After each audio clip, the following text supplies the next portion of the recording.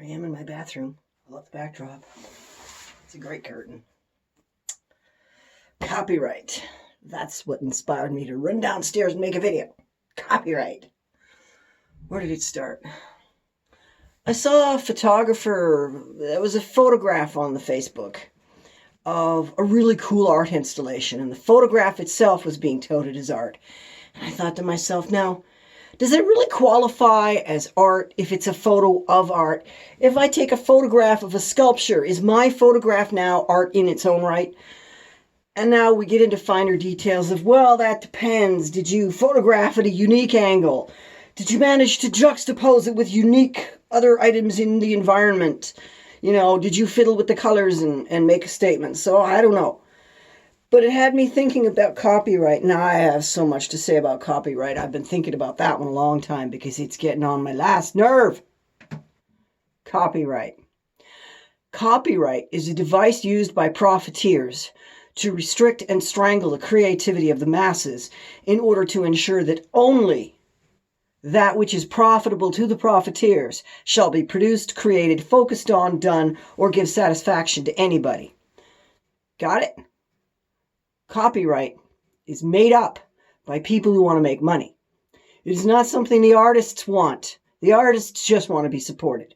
The artists want credit and support. And the average artist does not want much more support than it takes to buy him more materials. Although, if you look at Salvador Dali, some artists appear to like a whole lot of luxury as much as anyone else. So I guess, you know, an artist is going to go for all the luxury that society can give him. But I don't think that's necessarily the problem here with copyright, because the artists who are getting all that luxury are getting it on account of they shook hands with the devil and they're in on the whole copyright scheme. They get it. It's for profit, not creativity. Up until very recently, artists constantly stole from each other, and they didn't really think of it as stealing. They called it stealing, you know. I'm going to steal that idea, bud. But it was really deriving, you know, and yeah, the word derivative can be used as an insult. It's a way of saying you took something that we've already seen and didn't make it your own. That's all that really means. And that's the thing. That's what art is. You take something you've already seen a million times and you make it your own. Now here's a lovely example, this little design. This thing screams 50s, 60s, or postmodern, and that's just it. It's in the style of, but it is unique. When the designer who made this pattern designed it, he started from scratch. He had a look in mind, he had an idea in mind, he had a genre in mind. So he's inspired by and deriving from,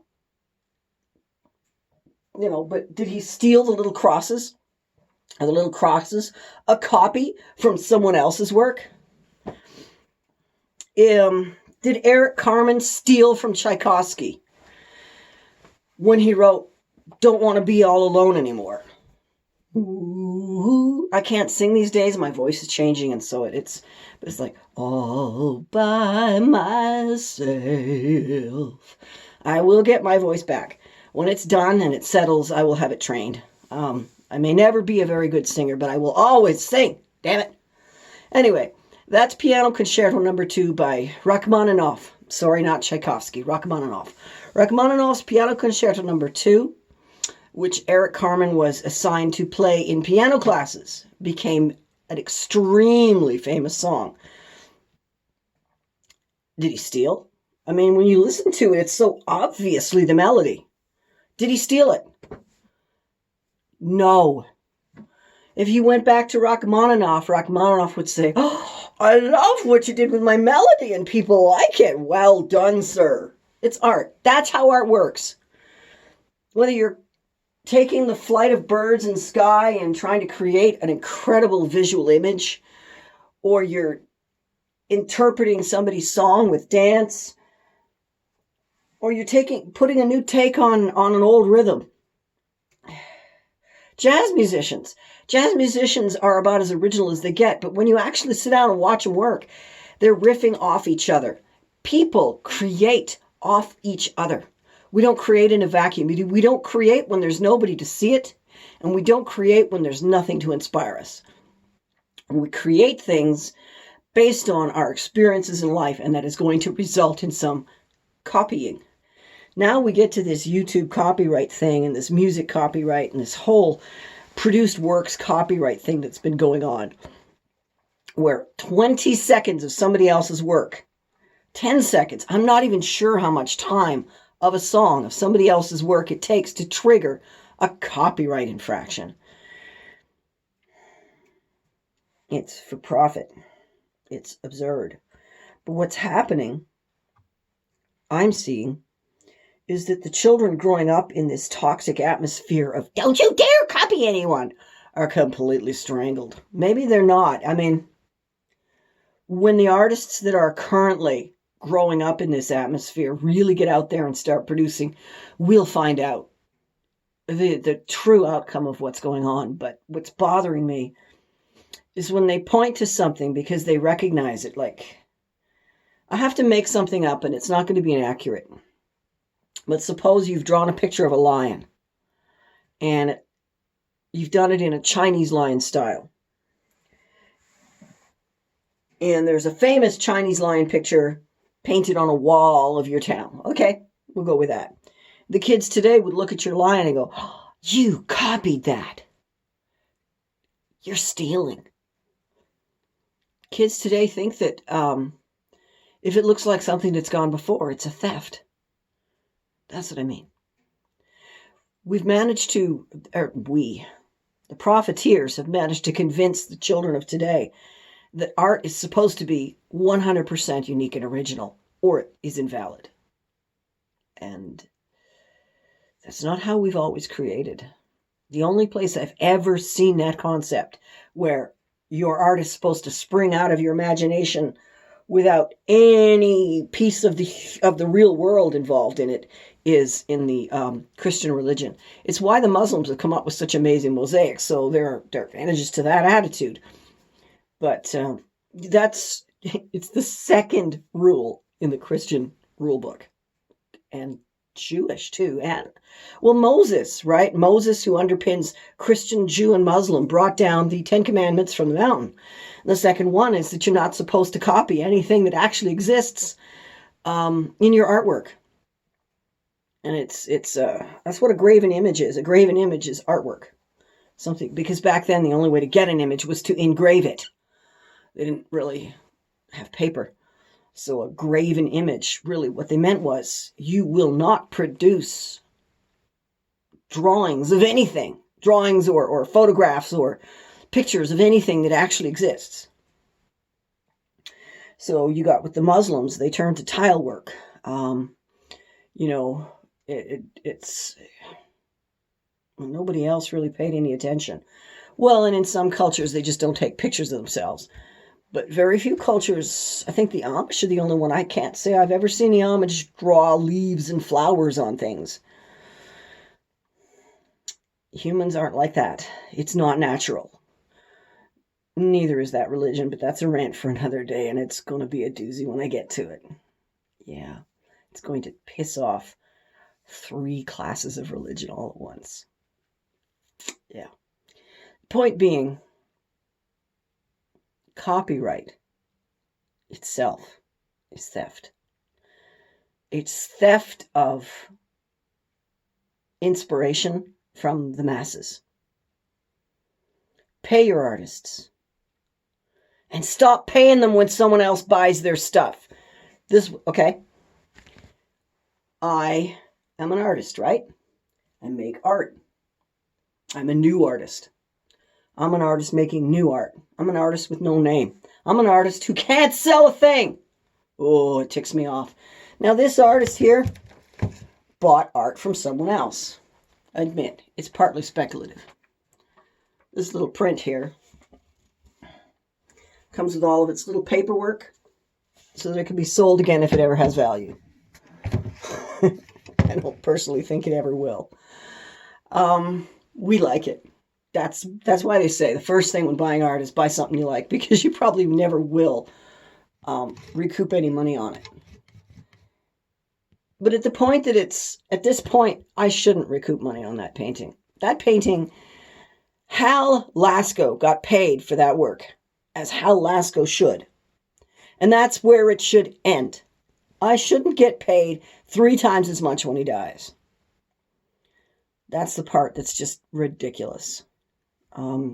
Why should I get money for having it? Why should I make profit off it? I didn't make it. Why should I make profit off someone else's work? Why should you make profit off someone else's work? It's one thing to sell an item that's useful, or a toy or something, but it's quite another, I don't know. I mean, at this point, it is a physical item that's useful and you can sell it.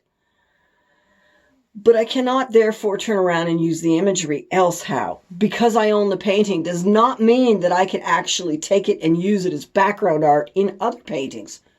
Or does it? And now that's another question for you.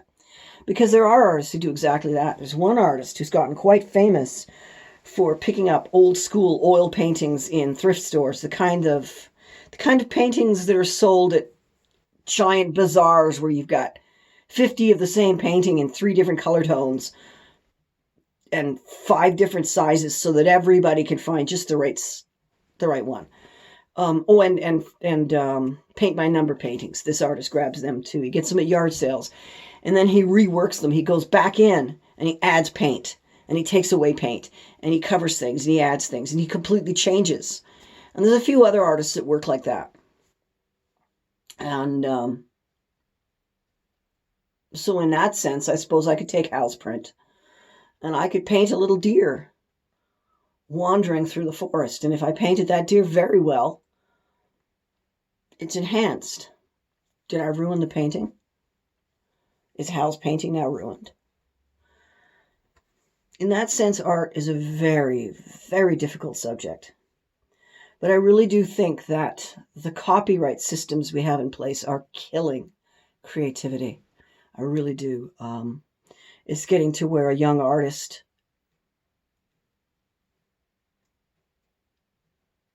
may not be able to make anything without potentially running into, especially if it's digital art, and not visual art. I mean, mostly I've been talking about visual art paintings because it's an easy one to work with, but this applies to music, and this applies to video, and this applies to digital art of all sorts. Will today's artists be strangled by being unable to use anything that inspires them? And another problem I have with the whole financial system around art is that there's a glut of art. I like to think of it in terms of music. You'll never hear Sarah Bernhardt's voice.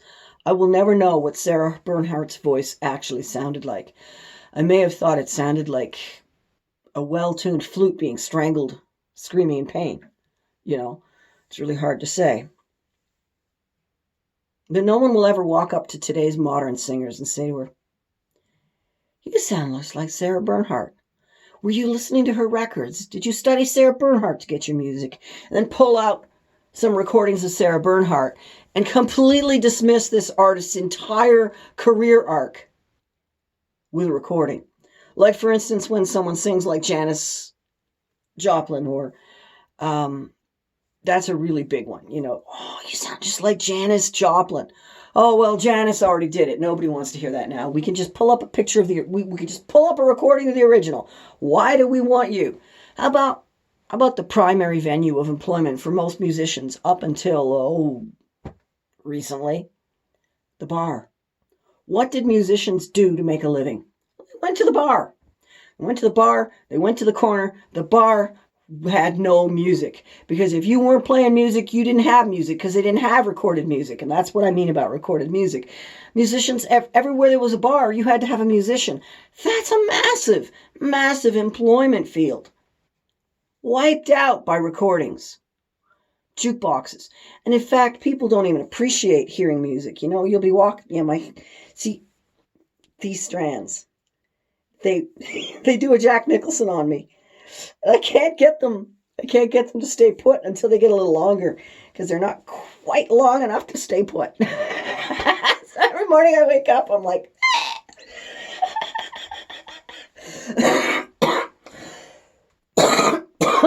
anyway, so I would say that the recording of music and video and the copywriting and the art auction system are all really, really negatively affecting the ability to produce art. I don't know where it's going to go from here. I am extremely interested to watch.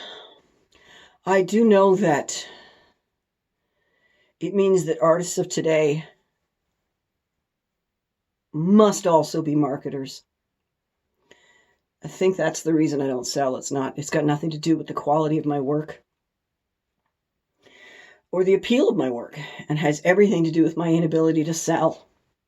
If I had a sales manager, I'd probably be rich with the amount of product I put out. Oh well. Yeah. That's right. I got a chandelier in my bathroom. You jealous? I got it on FreeCycle. Actually, it was 2 chandeliers. I had to reassemble them both because they were both missing bits.